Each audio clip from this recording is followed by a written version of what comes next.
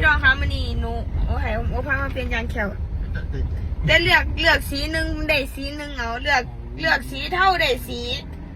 ขาวอุ้ยเสียงอ่ะเป็นยังไงโดนไหม โดนมากครับโอ้โหสาวเต็มลานเลยอ่ะ เต็มร้านยังขี้นิก ก็เต็มลานเมื่อไหร่ก็คลินิกก็ร้าน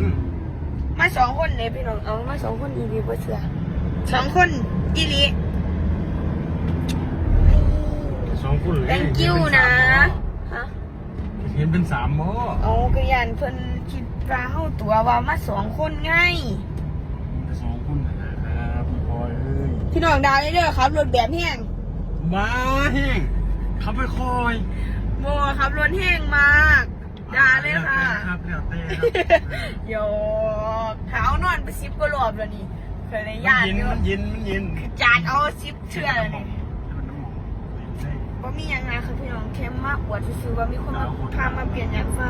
สาวย าง ค ฟ้าน ขาวเลยขาวมากใหญ่กว่า ถึงใจฮอนเขามีแบบพวกนักเรียนเขาไปเปลี่ยนยาง